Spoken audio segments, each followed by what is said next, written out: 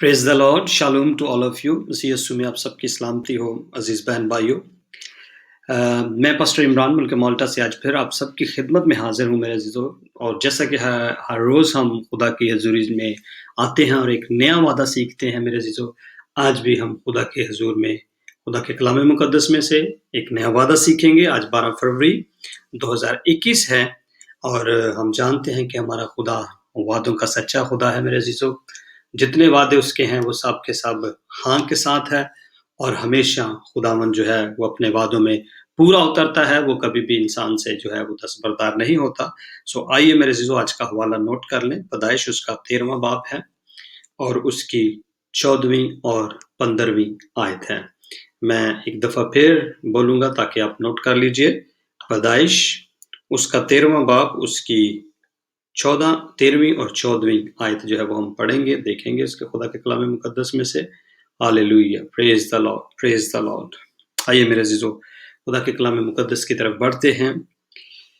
ये बड़ा ही खूबसूरत बात है जब बुज़ुर्ग इब्राहिम और लूत के दरमियान जो है ये बातचीत होती है, तो वहाँ पर हम देखते हैं कि जब बुज़ुर्ग इब्राहिम लूत के साथ बात करते हैं, तो उसे क्या कहते हैं?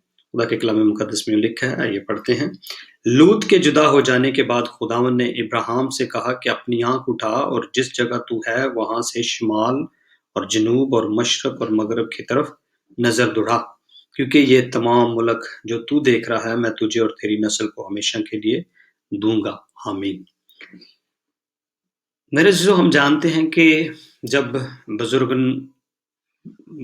इब्राहिम और लूत के दरमियान जो है ये बातचीत हुई और उसने उसको मौका दिया कि वो जो है वो जो है वो सबसे पहले चुन ले, क्योंकि उसे उसने चुनने का राइट दिया था।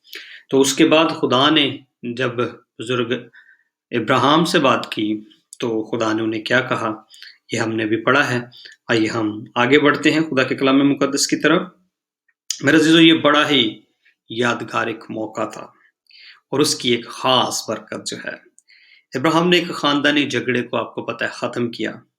उसने कहा था कि मेरे और तेरे दरमियान झगड़ा ना हुआ करे क्योंकि हम भाई हैं। बड़ी खूबसूरत बात कही बुज़ुर्ग इब्राहिम ने।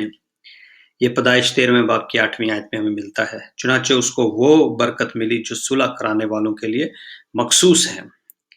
खुदावंद जो सुलह और इत्मीनान का सरचश्मा है, उन लोगों पर फज़ल करना पसंद करता है जो सुलह की तलाश करते हैं। अगर हम खुदा के साथ ज़्यादा करीबी रफ़ाक़त चाहते हैं तो हमें सुलह की राह पर चलना होगा मेरे अज़ीज़ों।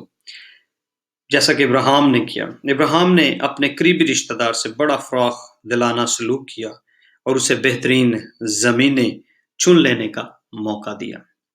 अगर हम सुलह की खातिर खुद इनकारी करते हैं तो खुदावंद इसके बदले बहुत ज़्यादा देता है।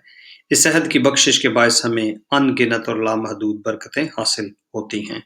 जितनी दूर तक इब्राहिम देख सकता था, उस सब का दावा कर सकता था। हम भी ईमान की रूह से यही कुछ कर सकते हैं। बेशक इस सरज़मीन पर कब्ज़ा करने के लिए उसे भी इंतज़ार करना पड़ा, लेकिन आखिर में खुदा ने उसे उसकी औलाद को दे दिया।